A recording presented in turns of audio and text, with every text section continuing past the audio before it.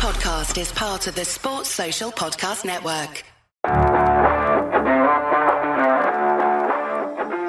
Welcome to the Cardiff Central Podcast.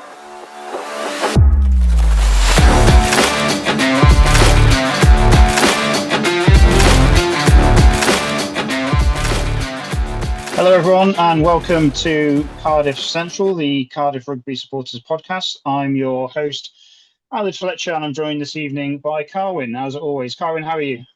Good, thanks, mate. Yeah, in the middle of house renting process, so enjoying that as much as anyone will and anyone can, but otherwise not too bad. Yourself? Yeah, not too bad. I've got one of those unlimited cards, for the cinema. I went to see The Exorcist because it's spooky season. I absolutely hate horror films. I don't know why I do it, but there's some kind of sick pleasure sitting there waiting for the jump that you know is going to happen eventually, and then it comes and you jump out your skin. I did that just because the new one's out. It looks awful, but I'm going to have to go probably on Friday. How are you? Yeah. Are you any good with horror films? No, I'm absolutely terrible. I jumped at, don't know if you remember, don't know if you've seen the Harry Potter films. You know, the like seventh one, the snake comes out the old lady's head. Jumped out my skin at that one. So there's I've seen them, but high bar. I wouldn't describe them as horror necessarily, but I'm absolutely awful. Some people love them, and I'm in the category where I kind of like them. I think they've got good stories, but I kind of hate watching them. But I like how much I dislike them, if that makes sense. There's some weird draw about them. I like there were some ones that like Happy Death Day, where there's like a cyclical where you're stuck in a loop, things like that. I quite like. Happy Death Day is not really a horror, but you know what I mean. That idea of a loop where you're stuck in that, and you've got to try and get out of it. That's a bit more interesting, I think. Get Out as well is a good film. So it was a good one. Yeah, and going back in time, The Others is one that I have seen and didn't mind too much, but. Yeah, there aren't many on the list of spooky films that I'm prepared to go and see. I'm not a big fan of clowns, so when It came out, it was like my worst nightmare. I just like, I refuse. Yeah, that's one of those. That's one of the horror films that kind of not everyone, loads of people went to see just because it was so big. Like normally they're just kind of like there's always a scary film on at the cinema, but that one was the one that everyone went, oh yeah, I'm going to make a thing for that. Yeah, that character was awful. He was disgusting. But it's one of those things like you don't want to see it, but it's like you can't turn away. You need to know what's going on. Yeah, I think that's the draw of horror, isn't it? It's that you need to know, whereas I just do not. It's the same. I have the same thing with cringe films. People really like that sort of Hugh Grant. He can't get his words out to Oscar out thing. I just think I don't want to know. Just if it happens, I'll come back in 2 minutes when he's got through the cringe bit. I've got the same thing. I've tried and failed on 3 different occasions to finish the In-Betweeners film. I just can't because I used to like the series, but I'm just sitting there and it's so awkward and so cringy. I just feel like I need to get out of the room. Like I need to leave the situation that they're in. I just, I can't watch that. Yeah, I appreciate that. Yeah. I don't know how we're going to link this now to rugby. But I've got an idea. I'm enjoy it. I've got an idea. So talking about things that we love to watch, but also hate to watch, there's the rugby at the weekend. Ospreys versus Cardiff, the second pre-season game, but the first away pre-season friendly. Did you manage to watch it? Yeah, I watched most of the second half. It was first half I missed because I was in studio busy working. But second half I watched the stream, and from what I saw, it was a bit of a game where no one really took the bull by the horns. No one took complete control of the game either side. But Ospreys, well, I was talking about it the other day, and Ospreys in some ways maybe were a bit fortunate to win, but at the same time, I don't think either team deserved to win as such. I think both teams, a draw would have been a fair result if Arwell kicked that conversion from the touchline at the end. I thought Arwell did play well actually off the bench, but as I've started on him, I thought he did look lively and look as if he was going to create things, make things happen off from fly half. So that's definitely a positive, and I'm excited to see him this season. As I've said already 2 times on these pods. So but in general, it's still difficult to tell, isn't it? Yeah, I think of the two, the second half was much worse generally. It did pick up, but I managed to watch all of it. So in the first half, we were really, really composed. I think you've watched the worst half of the two. If you'd watched the first half, you'd be a lot more positive, I think, because It's probably closer to our starting team that we spoke about last week. And yeah, the forwards were more controlling. I don't think we finished a scrum without getting a penalty for it, which compared to the game against the Scarlets was, we said that was probably the weak point. And then the line out was working really well, and the set piece put us in a really good position. There was some really good attacking play in the first half. I don't think there was really anything you could really say was a massive fault. Tinus de Beer again was really good. I've spoken about him a lot already. He's good with ball in hand. He seems to really want to attack the line and kind of punch a hole through, and he's got a nice little offload, which against the Scarlets led to a try. It didn't on this occasion. And I did that thing where you message someone and say, "Oh, the defense is really good," and then they immediately score a try. But I think apart from that, one or two missed tackles, and then that led to a try after that. The scramble defense was quite good. That was really pleasing to see. They made a lot of changes at halftime. I think that's why it kind of disrupted. And if that's when you start watching, you think, oh, well, it's gone to pot, really. I think it's a lesson for some of the youngsters in terms of the game management. And then they did build back up into it. I think the last 10 minutes we were kind of back sort of in charge-ish. So I think, as you say, overall, I think Ospreys would be happy with the win, but I'm not that disappointed with the loss. It could have, if he'd made that kick, it would have been a draw. Do you think anyone else stood out apart from Arwell that you saw in the second half? Well, Theo stood out for his finish. Same as the Alatema Summerhill try. I thought that was really good. Those two started preseason pretty well. Theo's started on fire, which is absolutely brilliant to see, especially if I think it was 9 months out, something like that. So fair play to him for coming back. Apart from that, I'm struggling to think of any others that stood out. Like I said, I missed the first half, but to get scrum penalties continuously against Rhys Henry, who was tearing apart a Saracens front row towards the end of last year, is good going. So anything about Rhys Carey doing well in the scrum is positive for Cardiff, and that's something that needs to continue really into the season, because that's, well, I think we can all agree, being the weakest part of his game, apart from maybe more defence in the past 2-3 years. So if he's winning scrum penalties continuously, that's a positive going forward. Yeah. I thought Alex Mann had a good game in the first half again. We sing his praises last week. He was with Botham and Ellis Jenkins. It's good to see Ellis Jenkins back, because obviously he was out for a long time. And to get parity with the Ospreys back row was really good. They've got a really strong back row. I think that's pretty much their starting back row.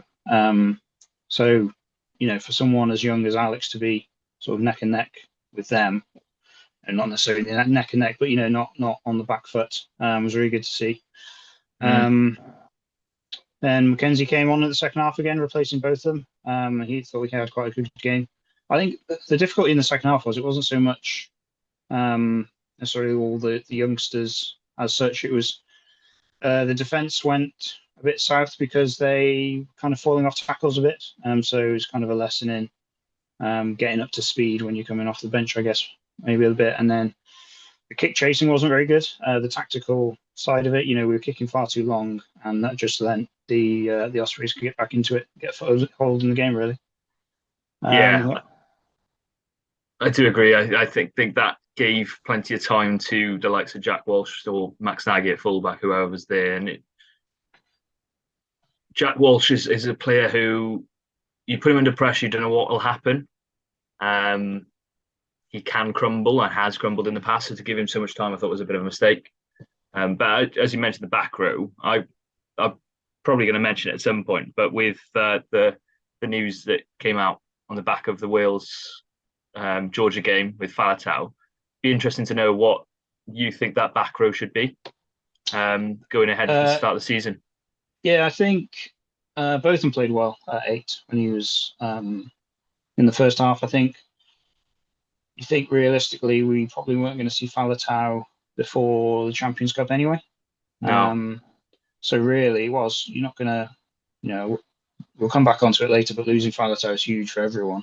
In terms of the start of the season, or up till really Christmas, it's probably not going to affect us much. We were going to have an 8 to replace Faletau anyway. You also think for Wales, we'll come back on later, but there's not apart from probably Morgan Morris. You think who's the heir to the throne? Because Faletau has been around for a long time, and he's such a world class player. That's probably one of the few recognised Welsh players at the moment that is recognised as world class. It's difficult to see where that it's going to be he's got big shoes to fill. So I think probably Botham is the most likely. And then that frees up the debate of whether you start him or Thomas Young. And Ellis Jenkins back, that might throw into a bit of debate. And then there's who's number 6. I think they've been playing well with Turnbull or Timani at 6 for a bit, and then they swap him into the second row. Shane Lewis-Hughes had a really good game as well. I meant to say him. The scrum was really strong, so his question of last week was the scrum was shaky because he's playing out of position. I saw an interview with the head coach saying actually they've worked on that for that reason. It's not just versatility, it's more adding a string to his bow. You also think apart from him and Teddy Williams, or Rory Thornton made an appearance, I suppose it's difficult to know who the starting second row pairing is going to be. Yeah, I suppose that second row pairing ideally on paper is either Turnbull, depending on what you do with him, or Seb and Timani, maybe. Yeah. It seems you seem to have some who are second rows and then some who are number 6 / second rows, whereas we don't seem to have many people who are out and out locks at the moment. I suppose it doesn't help that Cardiff have either trained or recruited an unbelievable amount of back rows. It seems that we've got a back row factory in full force. So I guess the taller of them are going to naturally migrate to the gap. But Shane Lewis-Hughes was a workhorse. So I think he was chasing down a kick at the 75th minute, and he'd started. And I thought Turnbull's work rate was huge, and he got plaudits after the match for his work rate. So I suppose number 8. I think Botham he's so versatile. He's so good. He's really reliable. And he scored a try, which was really, he shouldn't have scored. You think he had 2 or 3 tackles on him, did a lovely little sidestep, and then still managed to fight his way to the line. So I'd say probably him, and then Big Mac off the bench to get himself more experience and more game time for the last 20, maybe, depending on which other back rows / second rows you got on the bench, I guess. Yeah, I personally think Alex Mann should start. I really like him. As number 8? 6. As 6, yeah. Stick him at 6. Keep him at 6. I think he is a 6. I don't want to mess him around, especially at this stage. I think if you play him at 8 in halfway through the season, fair enough, but let him establish himself first. And I think he's born to play 6, and I really like him there. Spoke to Griff Rees, academy manager, before season a couple of weeks ago actually, and he said that is the player he's most excited for is Alex Mann, because he's served his apprenticeship. I've mentioned this a couple of times, but yeah, I'd say Alex Mann, and then you've got so many options as to who's your bench option, as you say, Mackenzie Martin, Ellis Jenkins. I think Thomas starts if fit, whenever he's fit. So and both of them as well, I think, should start whenever he's fit as well. So it's about getting whoever on the bench. The balance, yes, you've got 3 smaller guys, but you do have a guy in both of them who certainly carries his weight, and Man is a workhorse. And then the only issue being is, as you've mentioned the second row issue, is that both second rows, if you've got 2 6s / second rows in the second row, they are going to be slightly lightweight. And I think that is the problem that Cardiff have had and going to have. But if you stick Timani in there, at least you've got a big presence, and then Turnbull's experience should help. The only thing then is your line out. And but I haven't got answers basically for that. As I said, that starting pack on Friday's game was really good. The line out, it's difficult without being able to see the replays. But I don't think we missed many lineouts. If we missed any, the scrum was solid. So there's no noticeable. We weren't getting bullied. Normally, you go away to the Ospreys, and the front five are so aggressive and physical that you know it, and they're line out to the driving maul. That's one of their set pieces they're renowned for. I think that's what won them the game against Cardiff in the festive derby this year, just gone. And they didn't have that supremacy this time, so obviously they don't have their international pack, but then they're not going to have that till at least December anyway. So I think the way they've done it is, I think potentially it could work. I think we'll have to see how it fares in the actual league against specialists, but you never know, I suppose. Yeah, we'll have to see. Before we shift on from Cardiff, we've got to mention one thing, which is obviously Halaholo. The big man. Watch. Yeah. Willis watch. Sounds a bit too close to something else, but yeah, great to see him back in it. It's brilliant, but is it false hope for Cardiff fans? Is my only concern. What if he, if he starts performing well in pre-season, gets a contract, and then ends up going somewhere else?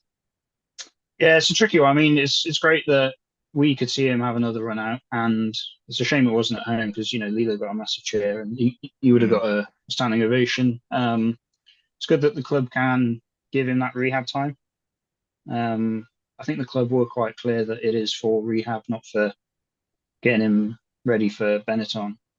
But Matt Sherratt said they'd love to have him back if they can. They're hopeful that they can come to an agreement, but you hope that they wouldn't be making those sort of comments unless there was some hope.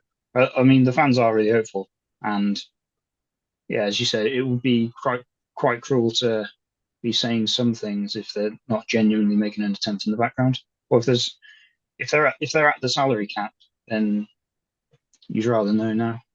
I think one of the other things, and this is almost a positive through omission, is there's a lack of 12 signings. You look at that 12 position, apart from Ben Thomas, I'm struggling to think of many other names that fit in there. Harry Millard's played there, but he's not a 12 really. Same with Lilo. So Halaholo, there's a gap there for Halaholo to fill, if you understand what I mean. So evidence through omission is one thing. So I'm hoping he gets to go back because he wants to be there. Cardiff fans want him to be there. Lilo wants him to be there, obviously.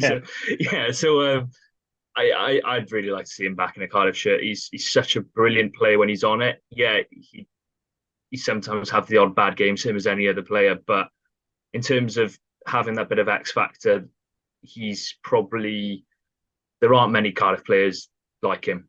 In short, you talk about your Thomas Youngs, your Matthew Morgans can do the X factor, and probably Halaholo's your other X factor player. I think you're right. When he's firing, when he's on it, he is absolutely on it. And as you said, he's one of those players where you don't see at club level necessarily, where everyone leans forward. There's a buzz of excitement when he gets the ball, and and also I think, as we said, that necessarily this season isn't about performances. It's about making sure that all the off-field stuff is gone, and we see some positive signs around the culture of the club, and that it would be such a good feel-good story to start the season off. And it would in some ways taper off and take some of the sting out of the last season a little bit, because it'd be a happy ending for someone. And it's a shame we can't do the same for everyone. Our hips still just been let go, even though he was injured, and it's a similar sort of situation there. So I think just if they announce the news this week or next week, and just seeing him run out at the Arms Park for their opening game, that would be such a mood booster for the fans. It'd almost be worth it just for that. And then if he does get his form back, and him and Lilo tearing up in the midfield, that's what dreams are made of, and that's why you sell tickets. Really, is seeing that kind of interaction with the crowds, I think. Yeah, it's fun. I'm really excited about it. But I don't want to get too excited because he might just be let go and they say, we can't afford him, or we've reached a salary cap, or like you said, he wants to play for us. We all want him to play for us.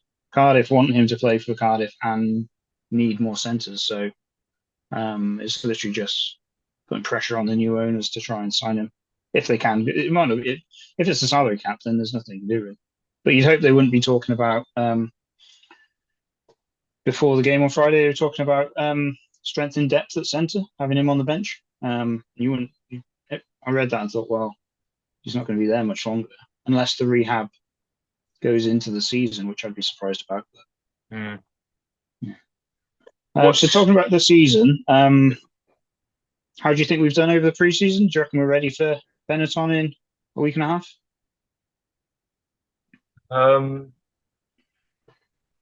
You're shaking your head. I'm not shaking my head, and I'm not looking positive. I'm definitely more positive than I was 3 weeks ago. That's the first thing I should say, is because I thought 3 weeks ago, I looked at the squad, I saw how many players are left. I looked a bit concerned. I thought certain positions were lacking. But now I think things are looking positive. I like the look of Tabia and Adwell as a combination of tens. We talk about that in a national setup with the old bigger Anscombe conversation. But I think that's another one. We've got a good combination of tens, two that can play slightly differently, but are also exciting and want to run the game and want to play the Cardiff way, if we want to, talk about it like that. You then talk about back row combinations. We've got options to discuss, right? We're not talking, we're talking leaving Ellis Jenkins or a Mackenzie Martin out to the 23. And if you'd have told me 3 weeks ago, I would have thought, oh God, we're going to be having to get players in. What was it, 9 players in the first training session? So yeah, I think it's definitely a much more positive position. Benetton will obviously without a lot of players due to international commitments, whether that be Thomas Gaio at loose head, whether that be Barex at 30. I doubt the Italians are going to come back. Your Lamaros, your Barexes, I doubt they're going to play. So there's definitely an opportunity there to get a victory before Italian players come back, because I would expect that Benetton team in week 2 and 3, you may see drip drabs of Italians coming through, and they may take some scalps as a result of that. So Cardiff may be, I don't want to say lucky, but may face a weaker Benetton team than we'll see in weeks 2 and 3 compared to, say, a Leinster or an Ospreys or Cardiff even, who haven't got the internationals back. Yeah, sure. Yeah. So I think in terms of being ready, I think there's still questions to be answered.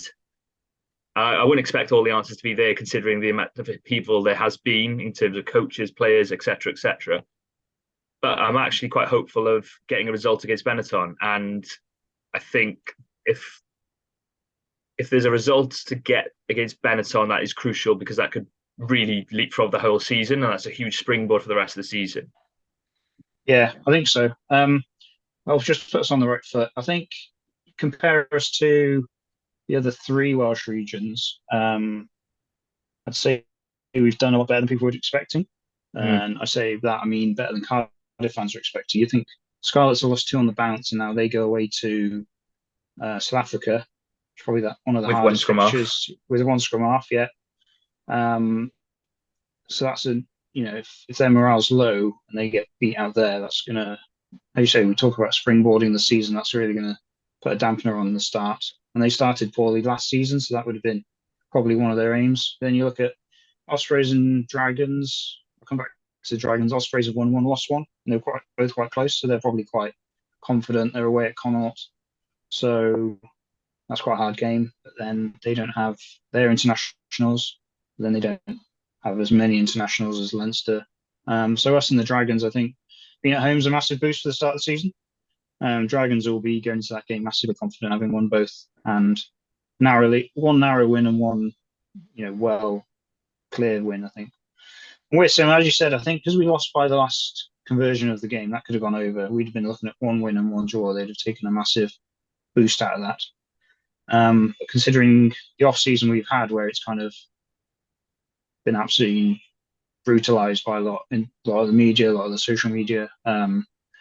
I don't think anyone would, if you asked me in April or May, I wouldn't be that optimistic at all. I'd be thinking, no, we've got no chance, it's going to be awful. Whereas now I think we're looking at it like, actually, we've got a pretty good chance. And as long as they go out and perform or play well or look like they want to be there. I think that's more than we hope for. I think what's good is that the coaches that I've seen interviews, they're talking about not necessarily this year, but next year or the season after.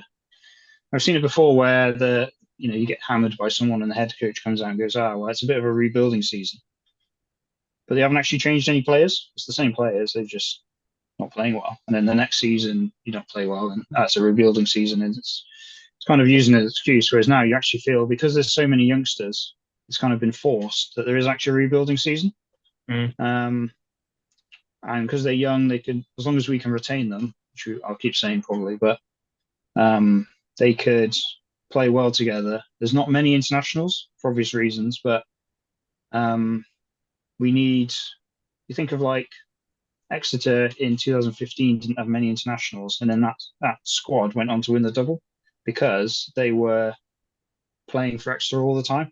We're getting carried away again. Yeah, well, I'm not saying in 5 years we're going to win the double, but do you know what I mean? And then the internationals should come in and complement the squad, not be the squad. The amount of times you're watching a team without your internationals, especially it feels in Welsh rugby, you think, oh, well, there's no point because we haven't got so-and-so, or we haven't got Falatau, we haven't got, whoever. Whereas having a young squad that want to play well and gel, you end up with a team that's going to be better than the sum of its parts, I think. Yeah, completely agree. I think there are some very talented youngsters coming through, and I think we've seen some of that talent coming for a while. Even those performances against Harlequins and Toulouse a couple of years ago, when all the players were in South Africa, they were battling performances. Don't get me wrong, and we were on the wrong side of a hiding against Toulouse in some ways, but in other ways, we thought it was going to be a lot worse. And some of those players are now showing that potential. You've got your Cam Winnets, you've got your Theo Kabangos, you've got your Alex Manns who are coming through, and they are exciting players who are now, well, in Theo's case especially, established Cardiff players. We're talking maybe Theo, or maybe Alex Mann should start. We're talking Theo Kabango is starting. Cam Winnett is between him and Jacob Beetham to start. So that, not even discussing it, it's an obvious thing. So I think that is exciting, and in terms of the future, that's going to be great. In terms of comparing us to the other regions, at this point of the season, Dragons look the strongest because they've had the best pre-season and they'd be the happiest with their pre-season. But I put us second comfortably. And then I think when you compare that game on the weekend against Ospreys, that was a game Ospreys couldn't afford to lose more than Cardiff. I think for Cardiff to lose that, okay, you never want to lose a rugby game, don't get me wrong, but having won one already, that was sort of put it in the bag, and anything else is a bonus. And to go out there, dominate the set piece, as you said, against an Ospreys side that, without your Nicky Smiths, no Tom Botha to pull out late on, and no Thomas Francis, who's now moved on, but still a strong front row with Rhys Henry and Garen Phillips. It's a good result. Yeah, that's a really positive thing for a Cardiff front row that has been maligned in the past. Okay, had its moments towards the turn of the year in the festive period last year, but apart from that, hasn't always seen the right side of the referees. So I really am hopeful, and rebuilding season and all that, but I really think the Cardiff fans, Cardiff players, Cardiff staff should be targeting that Benetton game as a winnable game that could you take 4 points or 5 points from that really sets you up for the season, because I really think that's a crucial result for us. I think it's doable as well. One thing I did want to say about De Beer, he's got a hell of a boot on him for place kicking. He had 2 conversions in each game, Friday and the one before. One was right in front of the post, so we'll ignore that. But the other 3 were really difficult, and he actually nailed them. So during the season, obviously we didn't go for any penalties in pre-season because we're trying to test out other stuff. But if he's got the Dragons, as indeed. I think we could have won that Ospreys game if we'd been kicking points. I can't really remember what penalty positions we got, but do you know what I mean? During the season against Benetton, if we're getting penalties, you're just going to give the ball to him and he'd knock 3 points over. That's a massive thing in his arsenal that we've not really used or seen yet. And that's, hopefully we're not going to have too many games where we're well out of shots until the internationals come back, and then it might be a different question. I think it's also important over the season. I think Ospreys were close to, or they could have got the Champions Cup place because they lost a lot more games than us across the season. Well, they didn't win as many as us, but I think they got more losing bonus points and more try bonus points. So over the season, that added up. In the end, they were still within a stone's throw of finishing it above us. Whereas, as you said, we have a boom and bust. When we lose heavily, and we don't come away with anything. So I'd like to see if we are going to be losing. So say that game gets repeated in the league season, and we lose, we'd have come away with a try bonus point and a losing bonus point. So if you're going to lose, that's the kind of loss you want to come away with, I think. Yeah. Cool. I think that's how Ospreys work, isn't it? They're always there or thereabouts, but don't always get over the line. Whereas Cardiff, as you say, is boom or bust. Yeah. So moving on to Wales v Georgia, do a bit of a recap and then talk about the game coming up at the weekend, which I'm incredibly nervous for. How do you think Wales v Georgia went? Yeah, I assume everyone is, but what are your thoughts, Wales v Georgia? If you'd have asked me, what time was kickoff? 2 o'clock? 2 o'clock? 2 o'clock. If you'd have asked me at 3:45, I'd have said, good result, did well, brilliantly. If you'd have asked me at about 5:30, I'd have had a slightly different opinion. I don't think I'm overstating it by saying that Faletau not being there means that a semi-final win is even less likely. I was going to say impossible, but I'm going to say keep some hope and say even less likely. He's such a crucial player for Wales. He's such a crucial player for Cardiff, but he's such a crucial player for Wales and has been for the last decade or more. I was listening to comms and on Radio Cymru, and Nicky Robinson, 55 minutes, says, take him off. And it's like, yes. Yeah. That seems the obvious thing to me. I don't know why. I actually said last week in the pod, I think I said I wouldn't play Faletau because he hadn't played in any of the warm-up games. Then he played all 80 minutes of all three. So it's a lot of rugby, and I know you need game time, but when he was on the team sheet, I was a bit surprised. I thought if he's not first, he's one of the first, and probably I'd say first on the team sheet for Wales. And as you said, he has been for a long time. So when we're not pretty much guaranteed a spot in the quarterfinal. Oh no, sorry, we were guaranteed a quarterfinal, but not top. So you think, well, we're in the quarterfinal anyway. But I was he's on the team, so let's let him play. I thought he'd get taken off at halftime.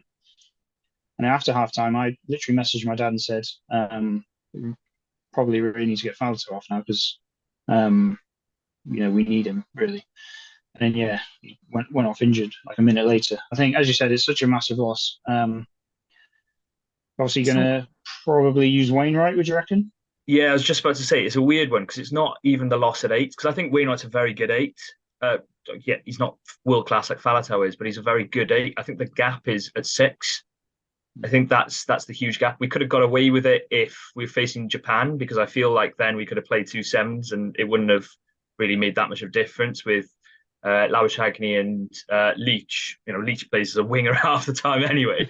And then Labuschagne is not the biggest lad. So you could play 2 sevens and get away with it, and they'd play free-flowing rugby and we'd jackal over the ball and win turnovers. That'd be sorted.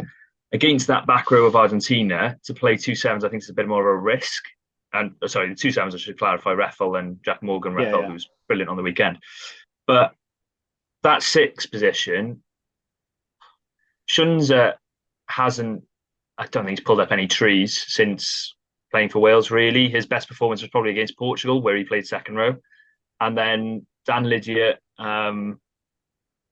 well, if you're not going to play him against Georgia, when are you going to play him? Would be my argument. Sure if it was legs, but I did see a post that he dashed home for. He had, because he had a kid. A child. So sorry, yeah. Apologies, anyway. Lydia. Yeah. I said I do like Lydia. You know, if he's, I don't, has he played at the World Cup yet? Or he was Yeah, in he the warm-up played. He games, played against Portugal, which frustrated did me he? because that was a game which wasn't really to his skill set, really. Yeah. So I mean, there's a few questions about the setup and the balance, I think. But as you said, that but there's always a risk with we only had one specialist eight. As you said, what Wainwright? I think Wainwright plays six of the Dragons, doesn't he? He plays Or a bit of everything. he's a He's bit of definitely everything. Yeah. played seven as well and eight. I think they seem to mix and match that every week. You know, Ollie Griffiths plays eight, sometimes Basham plays eight. Harrison Kelly has played eight in the past. Obviously, Moriarty played six and eight. So he's got plenty of experience at eight. It's just, do you want your six playing eight in a World Cup quarter final? Not Yeah. really. I said, in fairness, in the warm-ups and the games he has played, he's been really impressive, Wainwright. Oh, yeah.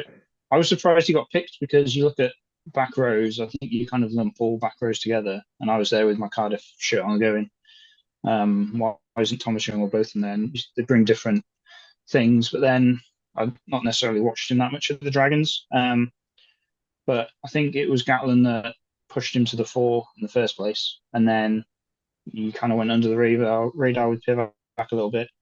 And Pivac famously said Jack Morgan was too small. So less I'll say about that, the better, probably, I think, at this moment in time. But yeah, he's obviously one of people tend to not have favourites, but you know what I mean. You're either in favour or you're kind of not. And in fairness with Wainwright, he's played really well. He's really athletic. He's probably the most Faletau-like, would you say? You know, because Faletau is not. I think he's overlooked as an eight. You know, we know he's world class, and a lot of people do kind of recognise that he doesn't do that much that's really flashy, and he's not the biggest eight. So it's kind of hard to describe why he's so good. It's just I think his work rate's huge. He's really nimble, really agile, and you know he just pops up all over the place. And there are times where you see him for Cardiff and you're on the back foot and you're retreating, and somehow Faletau will just grab it and just completely, almost like grabs other people around him and turns the tide. He's the best eight I've ever seen off a retreating scrum, I think. Yeah. As in the modern era. I can't really speak about previous, obviously, but in the modern era, he's the best off a retreating scrum I've seen. And yeah, okay, you could argue that's maybe because New Zealand weren't retreating very often in the scrum, but Faletau is world class, and it's his footwork is the thing that gets me. It's the little stutter step always tends to either hit a weak shoulder and then get over the gain line, or beat the first man. And it's so crucial to how Wales want to play. Wainwright is a very good player, plays slightly differently. He'll come on harder lines, I expect. It'll be more sort of coming out to win towards the ruck, trying to beat inside defenders and lazy defenders that way, and probably using a bit more of his speed because he's more of a probably more athletic than Faletau is by now. Yeah. And yeah, I think. Well, I sort of slated Lydiate there a bit, and apologies, I had completely forgotten that he's gone to have a kid, which is completely justifiable. If you're going to pick a six, I think Lydiate is the man for this game. I know a lot of people are very pro Jack Morgan, Tommy Raphael, based on Raphael's performance, and I think Jack Morgan's undroppable, as we don't need to discuss. But Lydiate, if you want someone to just chop down trees. I don't know why I keep on talking about pulling up trees and talking about trees. If you want someone to chop down trees, Lydiate's your man, and that's what I'm excited to see. I think he will be the selection. I'd be very surprised if Gatlin goes with a slightly more risky selection of Raphael and Morgan, because that is so un-Gatland-esque to go risk. Yeah, he may go with that risk in a semi-final where we're going to be underdogs, but in this game where it's going to be like versus like, I'd be surprised if it's not Lydiate he calls on. Yeah, I mean, apart from Faletau, we also potentially lost Anscombe. He's been jogging with the physios, so that's good news. He's not ruled out yet, but he might be. And I was surprised Bigger, obviously running out of options, Bigger went onto the bench, even though he was out of the game. With that, he's been reported as back, so he's at least he's back. Yeah. How do you feel about Costello on the bench? I mean, not that we have any choice because there's 3 fly halves and one's out, but Well, apparently we do have choice, but I'll come to that in a sec. But yeah, the Costello thing, I felt sorry for him on the weekend because you called in 5 minutes before kickoff, and for the first 10 minutes he looked shaky. I'm not going to lie, he did look really shaky. After that, some brilliant touches. That pass to Liam Williams is really class. That is superb bit of skill, and that is what he can bring to the game. I don't want to say I'd be uncomfortable with him because I'd have said the same thing about Anscombe coming onto the pitch against Australia, and then Anscombe goes and kicks 23 points and equal. I think that was that's equaling Dan Biggar's record for most points in a World Cup game. So, in terms of what he can offer, the goal kicking is maybe the concern slightly. So I wouldn't be stunned to see Halfpenny on the bench as well. Wouldn't be stunned. I was going to say that. Also, Liam Williams was crutching, seen walking around crutching. Everyone said that's a precaution. Yeah. I don't know that was a thing to just walk on crutches unless you need them, but yeah, I don't know what I'm talking about really. But yeah, I wouldn't be surprised to see Halfpenny at all if his kicking is like it can be. But I wouldn't have been surprised to see him in the later stages anyway, where the games are a bit more cagey and a bit more, people or teams try not to lose it rather than try and win it a little bit more. I think for us, certainly, they're going to be close games. We're going to try and slow it down, and it's going to be penalty based. And I don't, we're not going to be going out to play the Welsh way and throw wonder tries. I can't see us doing that. So, I mean, it's difficult because, I mean, Halfpenny's a great player. There's always questions about when is he back, because when he was on form, I think he's probably the best. I'm going to say the best fullback in the world. Yeah. Defensively, there's that period where it wasn't the last World Cup. It was the one before, because I watched him get stretchered off against Italy in that warm-up game. 2015, yeah. Yeah, and at that point in time, if you got a penalty anywhere, even in your own 10-meter, inside your own half, you just go and slot them. It was an absolute machine. So I would be surprised to see him start, because I think Liam Williams is class as well. So just on Halfpenny, I think actually 2013 he should have won World Player of the Year. But that's by the by. I thought he was the best player in the world at that stage. But I think he came second to Kieran Reid, if I'm right, on the back of that Lions tour. But Halfpenny isn't the same player he used to be. I think we all know that. As an attacking threat, he's limited, and I don't mean that harshly. I think that's fair. I don't know how that isn't harshly, but I'm trying to soften it.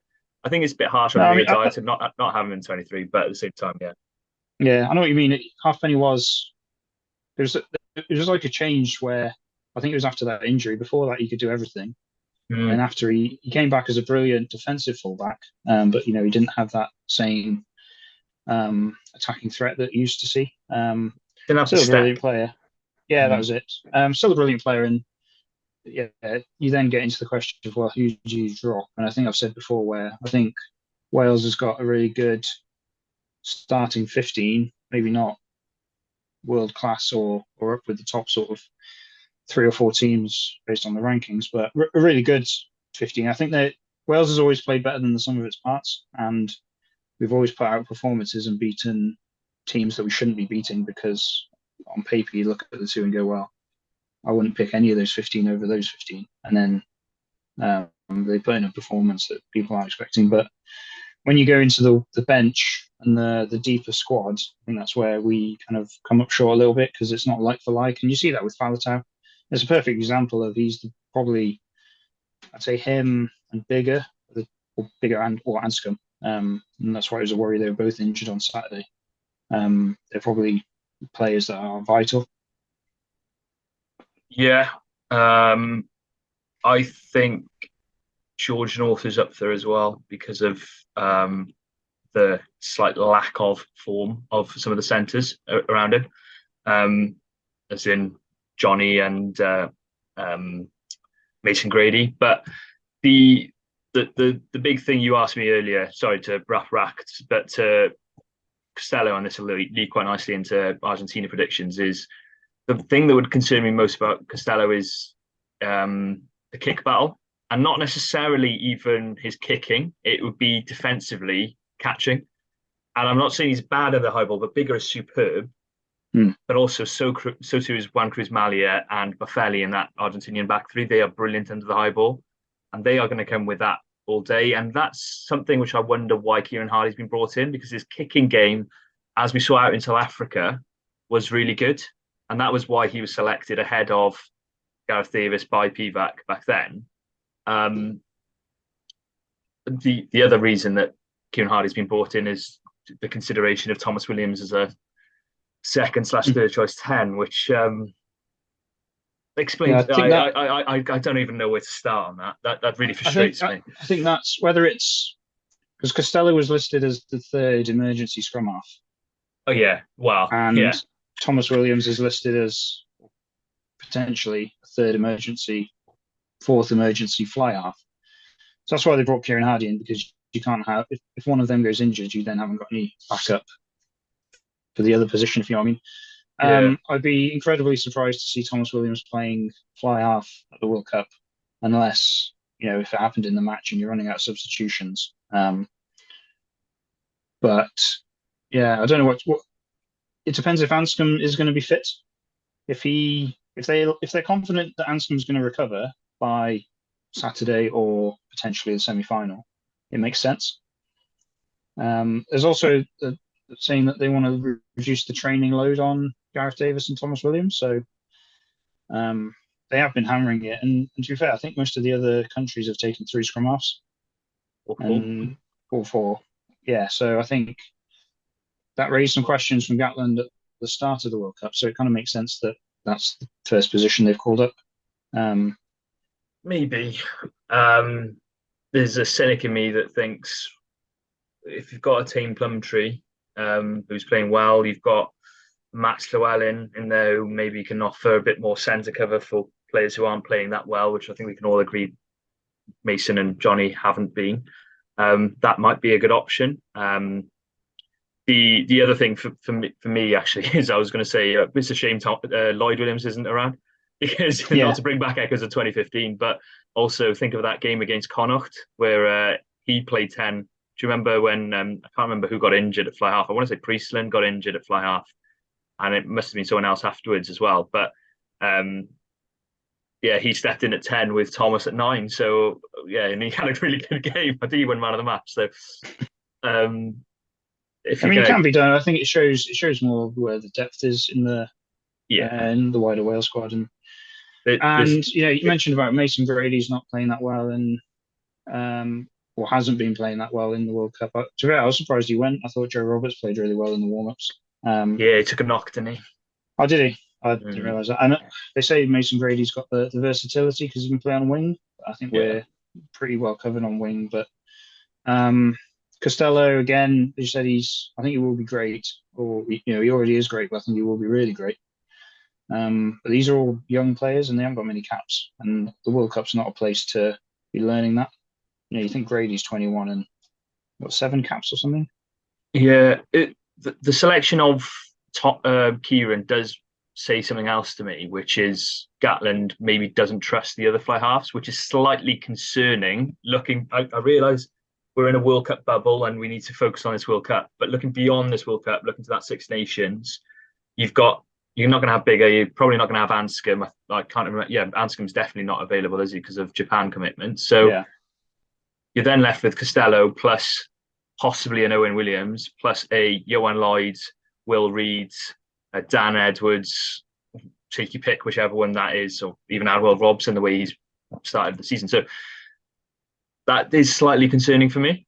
But yeah, that is we have actually. I've realised I've sort of sidetracked this without talking about. It was a good win. We did well. We won the game. We got the 4 points. We got the 5 points that we only needed 1. Lucius Abbott scored a hat trick, played brilliantly. Tommy Rafal played brilliantly, but I suppose that sort of shows our mindsets, which were that game was a game to get through and get into that quarterfinal rather than a game that we needed any fireworks from, really. Yeah, I think it's just that injury Anscombe looked like he was going to be off for a long time.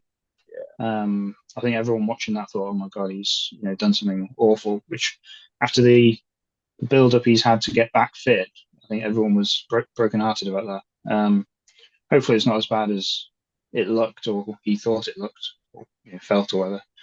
So it's kind of hard to come away from that feeling really positive. I think we have to, because I don't feel like there's not really been mentioned. Well, normally when we win really well, there's an excuse, like it's either the referee or it was raining or whatever the narrative is of the week. But I don't feel like Georgia played particularly badly.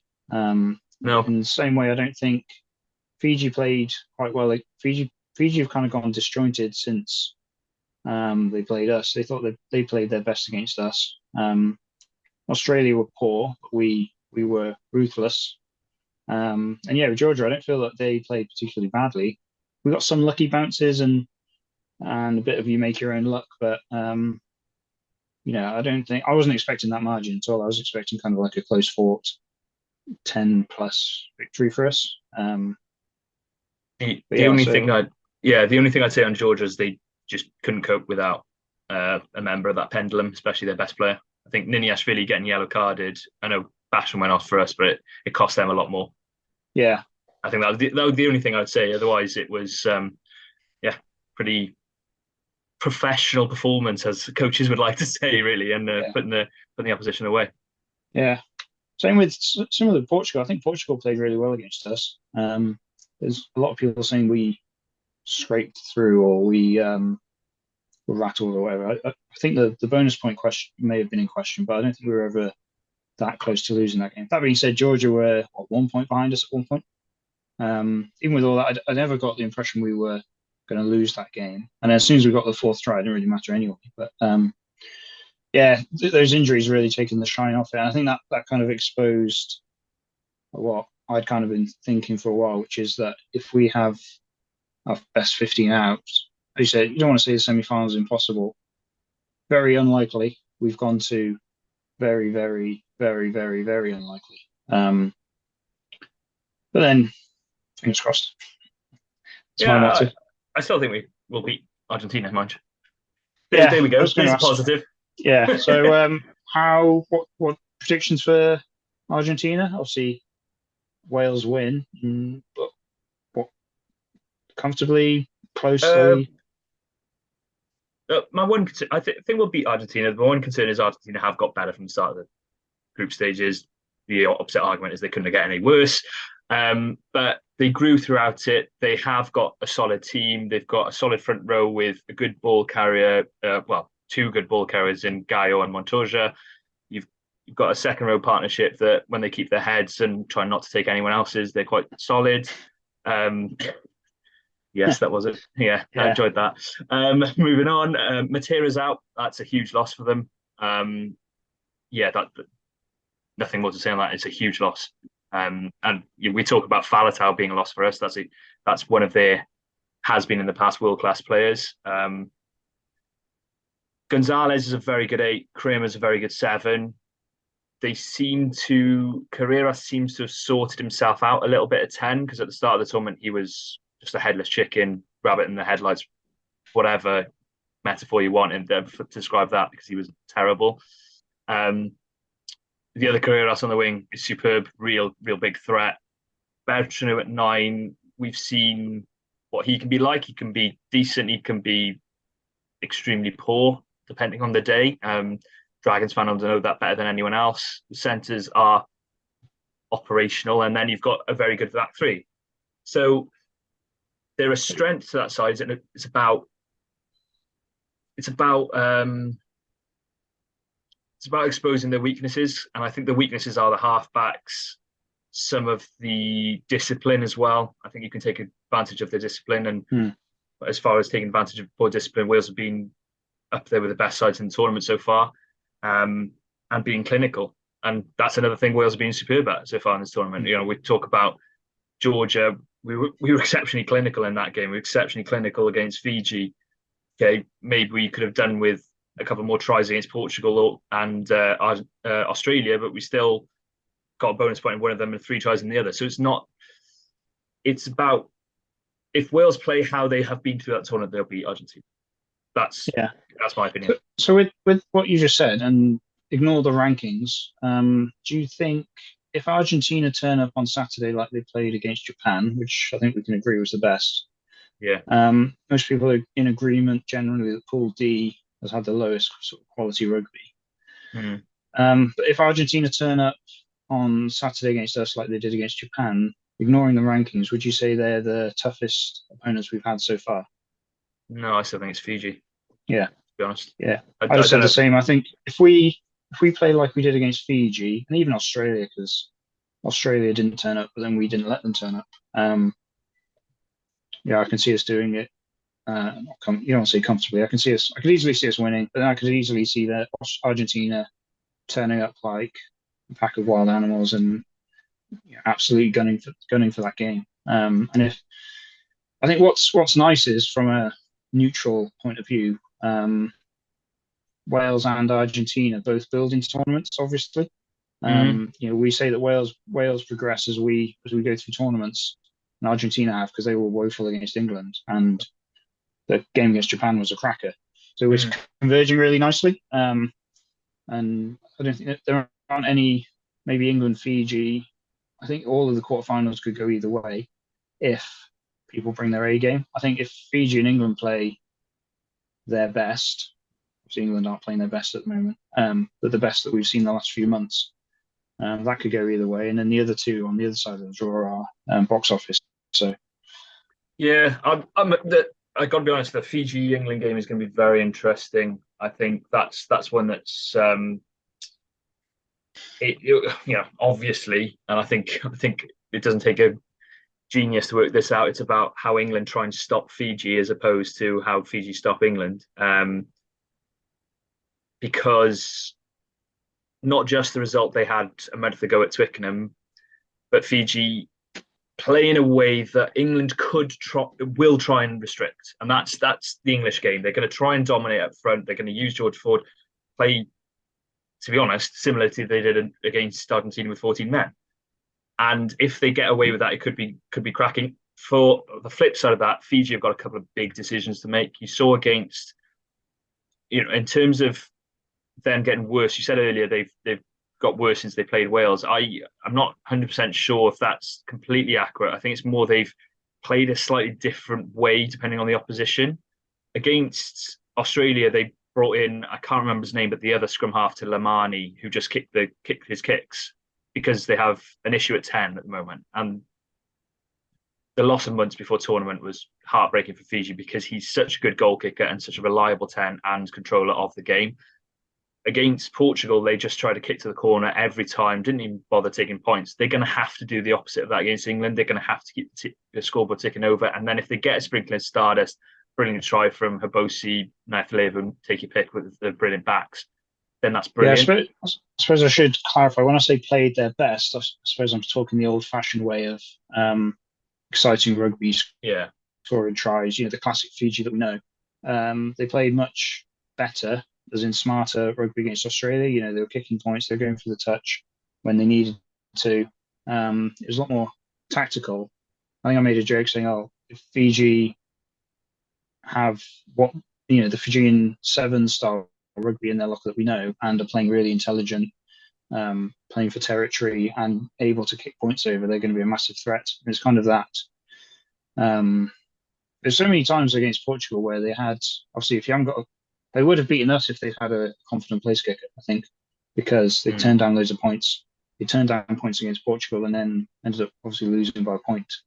And they didn't need to win that game. They just needed a losing bonus point. So they were, it was a good 10, 15-minute period where they kept going for the corner, weren't getting anything. And, you turned down like 9, 12 points, which ironically would have won them the game if all else being equal. So the other problem Fiji are going to have in that game is set piece and not the scrum, the lineup, because that's not operated at all throughout this tournament. Matavesi is a brilliant player, and I'm not putting it all on the hooker. It's not. They've got 2 second rows who are utility forwards, and that's partly the issue. And if there's ever a side to lap that up, it's going to be England with Courtney Laws at the front of the line. You've got your Itoje, you've got your Chesham. That's a defensive line-out dream, to be honest, and they're going to lap up anything that Fiji throw poorly in at them. I still think Fiji will win. I don't know if this is just blind hope, and that's not anti-English. I want to say that's pro Fiji, because I'm so excited about this side. But they do have a question to who they pick at halfbacks. I think both halfbacks have a question mark over them for different reasons. Whether you want a kicking scrum half, or whether you want Teti Tala versus Batitu, who to me is a centre playing 10, just as obvious as Teti Tala is similar as well. But I still think Fiji will get the nod over England. I think it'll be close. I think they'll win as well. I think they will use Portugal as a bit of an eye opener. I think they're probably feeling lucky that they're in the quarterfinals, because whilst I really wanted Portugal to win, I also really wanted Fiji to get through to the quarterfinals. So it was kind of a great result from that point of view. But I think they will not be resting on their laurels. Whereas if they'd smashed Portugal, I think they would have potentially gone into the England game a bit, or potentially a bit overconfident maybe. And I think that will have been removed. So hopefully turn up firing on all cylinders. It's not like England aren't limping in there either as well. Should mention that they were terrible against Samoa. So they with England, it's almost like because they're ranked higher and because it's England and they're traditionally very confident, and I feel like Fiji getting to the quarterfinals will give them a confidence boost no matter how they get there. Whereas England getting to a quarterfinal is almost expected, especially in the pool they're in. It doesn't look like England's a very happy, positive camp at the moment, generally, with some of the performances. And, you kind of feel Fiji would be like, oh, yeah, we're lucky to be here. Well, not lucky, we've earned it, but we're in the quarterfinals. Whereas England, I think, would be, oh, we're lucky to be here in the quarterfinals. Even though they've won 4 out of 4, and you said they've done the job, I don't think they've done it as, probably an easier pool than Pool C. I don't think they've done it as competently or convincingly as we have. No, I think both sides have had a side that have underachieved, and I'm talking about Argentina in that first game and Australia. But I think both of the Pool C was Fiji were a lot more competitive than Samoa, who I was hoping after their performance pre World Cup against Ireland were going to be pushing those two sides. They ended up being 4th, I think. So that says a lot. I was just going to ask you briefly, who are your 2 other semi-finalists? So I think it's really difficult, obviously. It could go either way. It's probably coin toss for most of them. I'd say France, I think, as host nations, I think they're going to have so much support. And they're a bit quiet against New Zealand, even though they won convincingly. I think that was very tactically. Losing Dupont, I think, was massive. So him coming back in, I think, is going to give them such a massive boost. And then on the other side, I'm going to shade it with the All Blacks, just because when they play well, they play really well. I know Ireland are really consistently good all the time. I think when the All Blacks fire, even though haven't fired much in the last year, they just go to a different level, I think. And I don't know if it's that classic. It's almost like South Africa versus New Zealand always used to be. South Africa are strong and physical, and the All Blacks are quick and fast and skillful. And which is going to win out? It could go either way, but I just think the All Blacks. I think I just got a feeling. Really, that's it. It's not based on anything. I just got a bit of feeling. I could easily see it going the other way in both matches, though.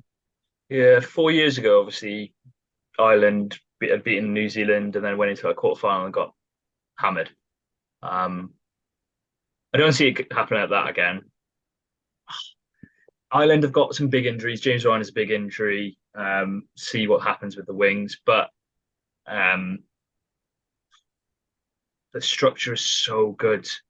It's so good, and it's ridiculous that Gibson Park goes out on the wing as a scrum half and plays brilliant rugby, creates a couple of tries, and it's just like I can't see beyond them at the moment in that quarter final. I think New Zealand need to create a bit of havoc, and I think they need to drop Bowen Barrett, and that would have been blasphemous for me to say in a couple of years ago, but I think Mackenzie is playing brilliant rugby and needs to play at some position. I think that position is fullback. And then as the other quarter final, that one is a coin toss for me. And I think largely why that's a coin toss is how fit is Dupont. Like there's playing fit when you're in front of your home crowd in a home World Cup that you're unlikely to play in again, versus match fit. And I don't think he can be the latter. So no, there must be some questions about how much he's obviously not trained since he's been off. And, there's always questions of he in particular loves playing minutes. He just, as you said, we're questioning Gatland for having Faletau on, and they had a similar thing because it was against Romania. Was it Romania? No, Namibia. No, Namibia. He didn't really need to be in that game, but then you need to have game time, and it's a balance. But you can get injured against anyone. But losing him and Untamak, I think, would be quite a big blow. So, I think it's a coin toss. It depends if, as you said, if Dupont turns up and he's back to the best that we know he can be. I'd pick France. I think that's probably what we'll see, but could go either way. I think if you go player for player, that's the closest game. If you say, do you take this player or this player and keep going for the whole 15, I think that's the closest one, and pick a selected 15, because I think you'd be biased if you got more than 8-7 one way, really. Not that I've done it doing it off the top of my head now. Whereas I think the other games, it's a little bit more 10-5, that sort of situation currently on form. I really don't know. I'm going to say South Africa just to be different to you for one thing, but also I have said since about a week before the tournament, that South Africa would win it, and I still think that despite their loss to Ireland, despite France being at home, and they were my picks 3 weeks before the tournament. So anyway, but by next week I may be picking Ireland. Who knows? So well, I've got Ireland in the office sweepstakes, so I'm still pretty happy either way. I just got a feeling. I don't know why. I've got a feeling it's going to be a New Zealand-France final, and I think before the tournament I would have said Ireland-South Africa. So I've completely gone the other way. I just think that the French beating the All Blacks at home in a final, I think it's just for some reason I've got it as a fairy tale ending for them, and I think the stars are going to align, and that's just what I can see in my head. So I had the complete flip of that, which was I had France New Zealand final, New Zealand beating France opening day, and then France winning the final. That was my initial prediction, and now I would say Ireland to Africa. Yeah, I would say it could go either way. I'm looking forward to it anyway. I think we all are. Yeah. We'll leave it there. I'll give another shout out to the Super Brew predictor game. I did post a little tweet about it. It's really fun. It's really easy. They also do fantasy league as well. If you pick yourself as Cardiff fan, you join in the same pot as everyone else. And yeah, we'll leave it there for this week. Hope everyone has a good weekend watching the rugby and whatever else you might be doing. Although it's probably going to be that if you're listening to this. And we'll be joined next week for another edition of this. We're talking about the Treviso game and hopefully talking about semi-final.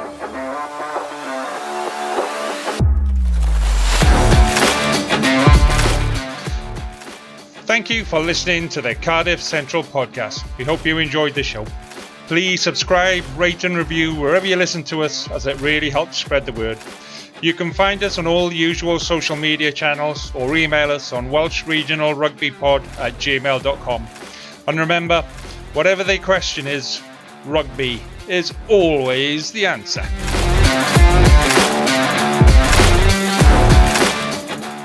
Sports Social Podcast Network.